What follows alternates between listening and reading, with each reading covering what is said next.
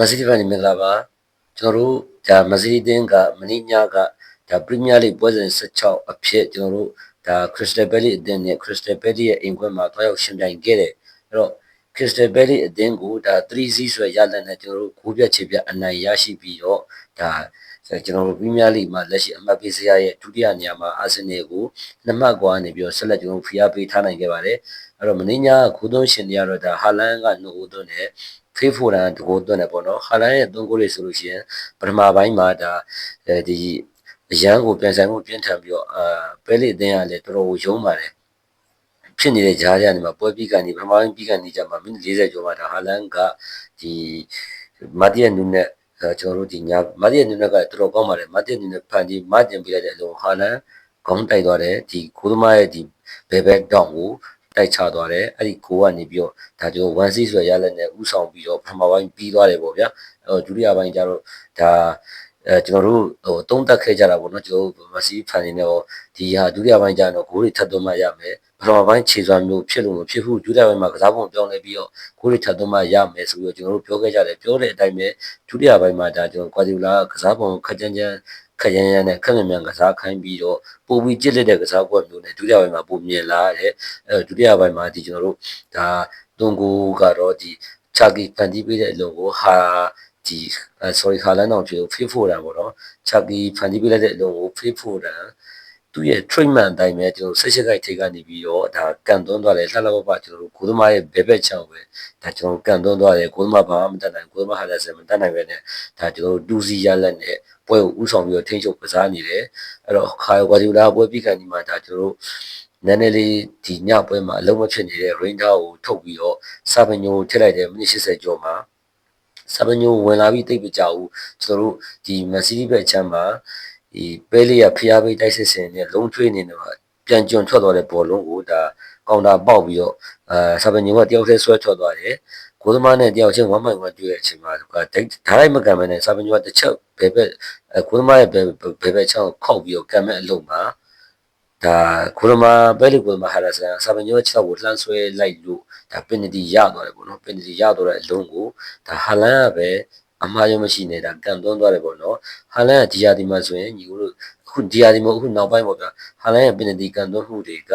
ဒါအမှားရမရှိသလောက်ကိုလဲပါပြီးတော့တောက်ချောက်ကိုဒါဟောဖြစ်နေပါတယ်ဒါဒီညဟာလန်ကနှစ်ဂိုးသွင်းပြီးတော့သူ့ရဲ့ပရီးမီးယားလိလက်ရှိယာဒီမှာ18ဂိုးမြောက်သွင်းကိုသူတွန်းသွားတယ်ပေါ့နော်ချေဖနစုတက်လည်းချင်းနေကောင်းနေပြီ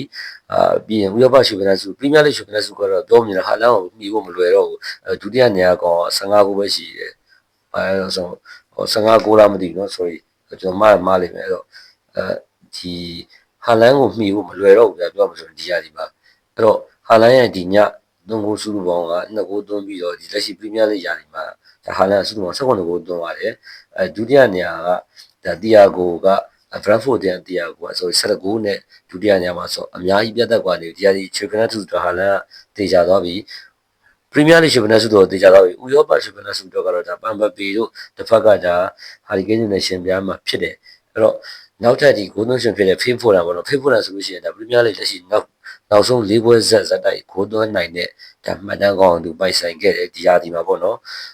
်သူ့ရဲ့ treatment အတိုင်းပဲ18ကိုက်ထိပ်ကနေဂိုးသွင်းလိုက်တယ်တကယ်အပြောက်ဒီကန်တာပေါ့နော်အဲ့တော့ဖေးဖိုရန်ဒုတိယသွင်းဖို့သွင်းတယ်ဒါဖန်တီးမှုဖေးဖိုရန်သွင်းဖို့ဖန်တီးဖို့တော့ချာကီပေါ့နော်အဲ့တော့ချာကီကလည်းဒီရာဒီမှာကျွန်တော်တို့စုစုပေါင်းဖန်တီးမှုအတိုင်းတာအဖြစ်ဒါ6ကြိမ်ထ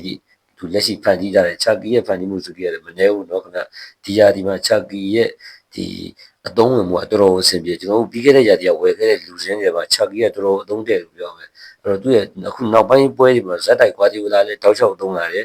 ချာကီကလည်းတောက်ချောက်ဖန်တီးမှုတွေလုပ်လာတယ်တကယ်ဟိုမှတိုးတက်လာတဲ့ကစားသမားအခုဆိုဖန်တီးမှု6ကြိမ်အထိရှိသွားပြီပေါ့နော်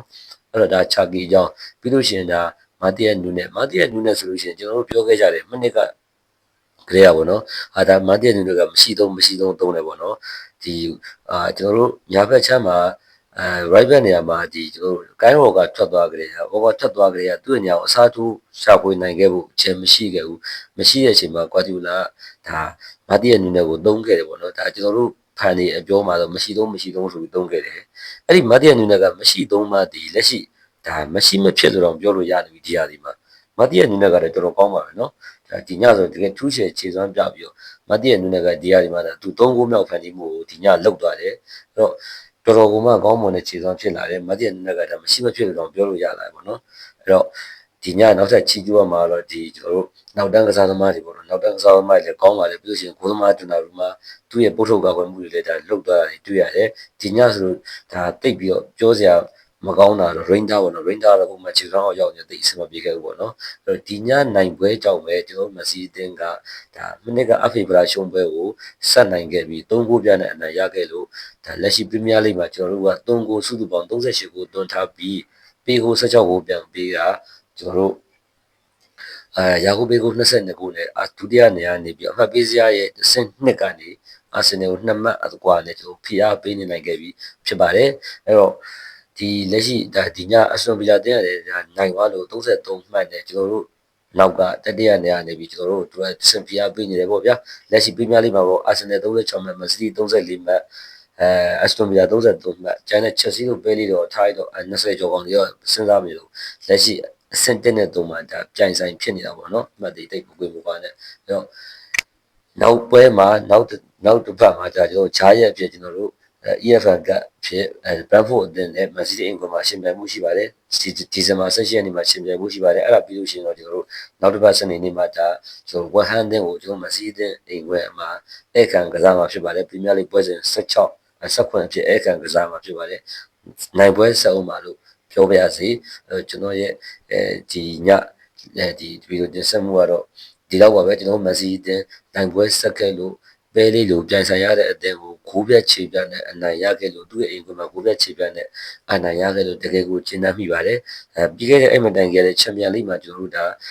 ရီယယ်မက်ဒရစ်လိုအသင်းမျိုးသူ့ရဲ့အိမ်ကွင်းမှာကျွန်တော်သွားပြီးအနိုင်ရခဲ့လို့အရသာရှိပြီးတိတ်မကြဘူးဒါလက်ရှိပဲလေးလိုအသင်းမျိုးသူ့ရဲ့အိမ်ကွင်းမှာကျွန်တော်တို့ဒါ3 ဂိုးပြတ်နဲ့အနိုင်ရလို့ထပ်ပြီးတော့အရသာရှိခဲ့ရပြန်ပါပြီကျွန်တော်မန်စီးတီးကြီးတဲ့ကောင်းမွန်တဲ့ခြေစွမ်းကြီးတဲ့ကောင်းမွန်တဲ့ရက်လက်တွေနဲ့တပွဲချင်းကျွန်တော်တို့တေချာအောင်စူးစိုက်ကစားပြီးတော့လိုချင်တဲ့ဖလားကိုအချိန်တိုင်းပြာဒီပေးကန်ဒီမှာအာဆင်နယ်ကိုကြော်တက်ပြီးတော့ကျွန်တော်ပရီးမီးယားလိဂ်ဖလားကိုစကူးကြပါစို့အဲ့တော့ကျွန်တော်ရဲ့ဗီဒီယိုတင်ဆက်မှုတွေကို YouTube မှာရော